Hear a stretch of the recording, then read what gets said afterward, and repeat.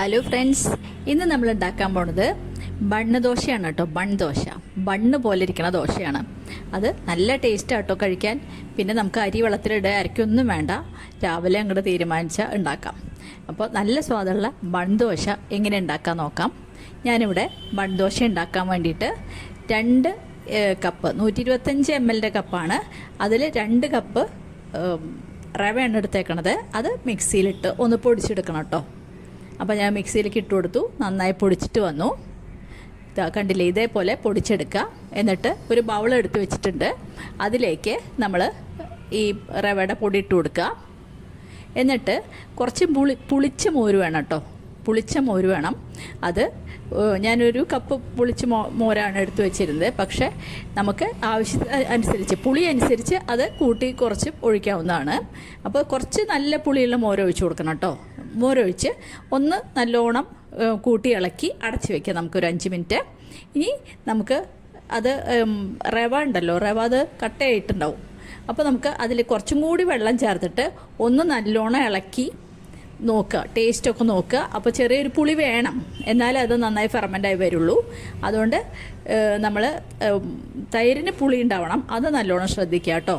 അപ്പോൾ അത് വൈകുന്നേരം ഉറയിച്ച് വെച്ചാലും രാവിലെ ഉണ്ടാക്കാമല്ലോ. അപ്പോൾ ഞാനത് നല്ലോണം ഇളക്കി, പിന്നെ അതിൽ കുറച്ചും കൂടി വെള്ളം ചേർത്ത് നല്ലോണം ഇളക്കി വെച്ചു. ഇനി നമുക്ക് ഒരു പാൻ അടുപ്പത്ത് വെച്ച് അതിലേക്ക് 1 ടേബിൾ സ്പൂൺ കുക്കിംഗ് ഓയിലാണ് ഒഴിച്ചു കൊടുത്തത്. അതിലേക്ക് 1 സ്പൂൺ കടലപ്പരിപ്പും 1 സ്പൂൺ ഉഴുന്ന് പരിപ്പും പിന്നെ 1 സ്പൂൺ കടുകും ഇട്ട് കൊടുത്തു. അത് പൊട്ടിയതിന് ശേഷം നമ്മളതിലേക്ക് 1 സ്പൂൺ ഇഞ്ചി, 1 ഇഞ്ച് നീളത്തിലുള്ള ഇഞ്ചിയുടെ ചെറിയ കഷ്ണങ്ങളാക്കിയത് ഇട്ട് കൊടുത്തു. ഒരു 3 പച്ചമുളക് ചെറുതായിട്ട് അരിഞ്ഞിട്ട് കൊടുത്തു. 1 സവോള ചെറുതായിട്ട് അരിഞ്ഞിട്ട് കൊടുത്തു. കുറച്ച് കറിവേപ്പില ഇട്ട് കൊടുത്തു കേട്ടോ. എന്നിട്ട് നന്നായിട്ട് ഇളക്കി കൊടുക്കുക. ഉള്ളി നല്ലോണം ബ്രൗണൊന്നും ആവണ്ട, ആ ഒരു പച്ച മണം പോയാൽ മതി കേട്ടോ. പിന്നെ അതിലേക്ക് ഞാൻ കുറച്ച് ഉപ്പ് ചേർത്ത് കൊടുത്തു. ഒരു ടീസ്പൂൺ ഉപ്പ് ചേർത്ത് കൊടുത്തിട്ടുണ്ട്. ഇനിയിപ്പോൾ ഉപ്പ് പോരെങ്കിൽ നമുക്ക് മാവിൽ ചേർക്കാവുന്നതേ ഉള്ളൂ. അപ്പോൾ നമ്മൾ വഴറ്റിയ ഇഞ്ചിയും പച്ചമുളകും ഉള്ളിയും എല്ലാം നമ്മുടെ മാവിലേക്ക് നമുക്ക് ചേർത്ത് കൊടുക്കാം. അതിന് ശേഷം നമ്മൾ അത് നല്ലോണം ഇളക്കിയിട്ട് ദോശ ഉണ്ടാക്കാം. അപ്പോൾ മാവിൽ നമ്മൾ ഉണ്ടാക്കി വെച്ച് മസാല ചേർത്തു. എന്നിട്ട് നന്നായിട്ട് ഇളക്കി കൊടുക്കുക കേട്ടോ. ഇളക്കി കൊടുത്തതിന് ശേഷം നമുക്ക് മാവിൽ ഉപ്പിട്ടിട്ടില്ല, അപ്പോൾ 1 സ്പൂൺ ഉപ്പ് നമ്മൾ ചേർക്കേണ്ടി വരും. കാരണം നമ്മൾ ഉള്ളിലേക്കുള്ള ഉപ്പ് മാത്രമാണ് ചേർത്തത്. അപ്പോൾ ഞാൻ മാവിലേക്ക് ഒരു സ്പൂൺ ഉപ്പ് ചേർത്ത് കൊടുത്തു. എന്നിട്ട് നന്നായിട്ട് ഇളക്കി ചേർക്കുക. ഇനി നമുക്ക് ചേർക്കാനുള്ളത് അരിപ്പൊടിയാണ്. അപ്പോൾ അരിപ്പൊടി ഒരു ടേബിൾ സ്പൂണോളം നമുക്ക് അരിപ്പൊടി ചേർക്കാം. അപ്പോൾ അത് നല്ലൊരു ബൈൻഡിങ്ങിന് വേണ്ടി ചെയ്യേണ്ടതാണ്. അപ്പോൾ 1 ടേബിൾ സ്പൂണോളം അരിപ്പൊടി ചേർത്തു കേട്ടോ. എന്നിട്ട് നമുക്ക് നന്നായിട്ട് ഇളക്കി കൊടുക്കാം. ഇപ്പോൾ ഒന്നും കൂടി കട്ടയായിട്ട് വരുന്നുണ്ട്. അപ്പോൾ നമുക്ക് കുറച്ചും കൂടി വെള്ളം ചേർക്കേണ്ടി വരും. അപ്പോൾ നമ്മൾ ഒരു 3-4 സ്പൂണും കൂടി വെള്ളം ചേർക്കുക കേട്ടോ. ചേർത്തിട്ട് അതിൻ്റെ മാവിൻ്റെ കൺസിസ്റ്റൻസി നോക്കണം. ഇനി നമ്മൾ ലാസ്റ്റ് ചേർക്കാൻ പോണത് നമ്മുടെ കുക്കിംഗ് സോഡയില്ലേ, സോഡയാണ്, സോഡാക്കാരം. അപ്പോൾ അതാണ് ചേർക്കാൻ പോകുന്നത്. അതൊരു നുള്ളാണ് ചേർത്തത് കേട്ടോ. ബേക്കിംഗ് സോഡ ഒരു നുള്ള് ചേർക്കുക, അധികം ചേർക്കേണ്ട കാര്യമില്ല. അപ്പോൾ ഒരു നുള്ള് ചേർത്തിട്ട് പിന്നെ അധികം വെയിറ്റ് ചെയ്യാണ്ട് നമുക്ക് ദോശ ഉണ്ടാക്കിയെടുക്കാം. അപ്പോൾ ഞാനൊരു പാൻ അടുപ്പത്ത് വെച്ചിട്ടുണ്ട്. പാൻ എന്ന് പറഞ്ഞാൽ ചെറിയ നമ്മൾ വറുത്തിടുന്ന പാനായാലും മതി കേട്ടോ. അപ്പോൾ അതിലാവുമ്പോഴേ ബണ്ണ് പോലെ വരുള്ളൂ. നമ്മുടെ ദോശച്ചട്ടിയിൽ ഉണ്ടാക്കി അത് അത്രയ്ക്ക് ശരിയാവുമെന്ന് അറിയില്ല. ഞാൻ ചെറിയ പാനിലാണ് ഉണ്ടാക്കിയത്. നിങ്ങൾ വറുത്തിടുന്ന പാൻ ഉണ്ടെങ്കിൽ അതിലും കൂടി ഉണ്ടാക്കാം.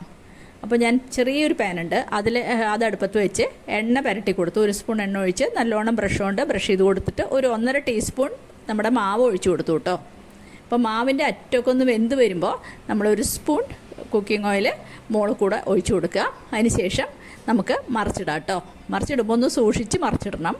ഇനി നമുക്ക് 2 ഭാഗം കൂടി മൊരിഞ്ഞ് വന്നു കഴിഞ്ഞാൽ നമുക്ക് വാങ്ങിയെടുക്കാവുന്നേ ഉള്ളൂ. അപ്പോൾ അടിഭാഗം കൂടി മൊരിഞ്ഞ് കഴിഞ്ഞാൽ നമ്മുടെ ദോശ തയ്യാറായി. ഇപ്പോൾ നമ്മുടെ ദോശ നന്നായി മൊരിഞ്ഞ് വന്നിട്ടുണ്ട്. ഞാൻ വാങ്ങിയെടുക്കുകയാണ്. നല്ല റെഡിഷ് കളറായിട്ടുണ്ട്. ഇതാ കണ്ടില്ലേ, നല്ല ഓട്ടയൊക്കെയുള്ള നല്ല ദോശ തയ്യാറായി. പെട്ടെന്ന് തന്നെ നമുക്ക് തയ്യാറാക്കാവുന്നേ ഉള്ളൂ. ഞാൻ 1 സ്പൂൺ എണ്ണ പുരട്ടി കൊടുത്തു. അതിന് ശേഷം ഒരു 1.5 ടീസ്പൂൺ നമ്മുടെ മാവ് ഒഴിച്ചു കൊടുത്തു. അതിൻ്റെ ചുറ്റും ഒന്ന് മുരിഞ്ഞ് വന്നു കഴിഞ്ഞാൽ നമുക്ക് പെട്ടെന്ന് മറിച്ചിട്ട് മുരിച്ചെടുക്കാം. ഞാൻ കുക്കിംഗ് ഓയിൽ കുറച്ച് ഒഴിച്ചു കൊടുത്തു. അതിന് ശേഷം ഒന്ന് മറിച്ചിടുക. അപ്പോൾ നല്ലോണം നല്ല സ്പഞ്ചിയായിട്ട് വരും. ഇനി നമുക്ക് വാങ്ങിയെടുക്കാം കേട്ടോ. കണ്ടില്ലേ, നമ്മുടെ ദോശ തയ്യാറായി. ഞാൻ രണ്ടാമത്തെ ദോശ വാങ്ങിയെടുത്തു. ഇനി നമുക്ക് ഒരു ദോശ കൂടെ കാണിച്ചു തരാം. ആദ്യം ഒന്ന് എണ്ണ പുരട്ടി നമ്മൾ മാവ് ഒഴിച്ചു കൊടുത്തു. ഒരു കാര്യം മാത്രം ശ്രദ്ധിക്കാവുള്ളൂ, നമ്മുടെ അറ്റന്നൊന്ന് വെന്ത് വരണം, ഒന്ന് മുരിഞ്ഞ് വരണം. അപ്പോൾ മാത്രമേ മറിച്ചിടാൻ പാടുള്ളൂ, അല്ലെങ്കിൽ അത് പൊട്ടിപ്പോവും. അപ്പോൾ അറ്റമൊക്കെ വെന്ത് വന്നു. ഇനി നമുക്ക് മറിച്ചിടാം. മറിച്ചിട്ട് ആ ഭാഗം കൂടി വെന്ത് കഴിഞ്ഞാൽ നമ്മുടെ ദോശ തയ്യാറായി. ഈ ദോശ നമുക്ക് നാളികേര ചട്നിയുടെ കൂടെയോ അല്ലെങ്കിൽ ഉള്ളി ചട്നിയുടെ കൂടെയോ സാമ്പാറിൻ്റെ കൂടെയൊക്കെ കഴിക്കാം കേട്ടോ. അപ്പോൾ ഞാനിത് ഇവിടെ ബ്രേക്ക്ഫാസ്റ്റിനാണ് ഉണ്ടാക്കിയത്. അതിൻ്റെ കൂടെ ഞാൻ ഉണ്ടാക്കിയത് ഉള്ളി കൊണ്ടുള്ള ചട്നിയാണ് കേട്ടോ. അപ്പോൾ എല്ലാവരും ചെയ്ത് നോക്കി അഭിപ്രായം പറയണം. നല്ല സോഫ്റ്റായിട്ട് നല്ല ബണ്ണ് പോലത്തെ ദോശ ഉണ്ടാക്കാം. ഞാൻ അത് മുറിച്ച് കാണിച്ചു തരാം, പൊട്ടിച്ച് കാണിച്ചു തരാം.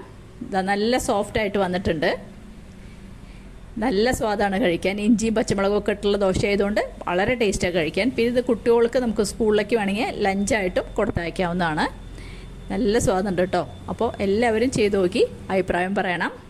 എൻ്റെ ചാനൽ ആരെങ്കിലും ആദ്യമായിട്ട് കണ്ടെങ്കിൽ ഒന്ന് സബ്സ്ക്രൈബ് ചെയ്ത് സപ്പോർട്ട് ചെയ്യണം. സബ്സ്ക്രൈബ് ചെയ്യുമ്പോൾ കാണുന്ന ബെല്ലൈക്കൺ കൂടെ അമർത്താൻ മറക്കരുത്. എല്ലാവരും ലൈക്ക് ചെയ്യണം. ഇനി ഒരു പുതിയ വീഡിയോ ആയിട്ട് അടുത്ത് തന്നെ കാണാം. Thank you.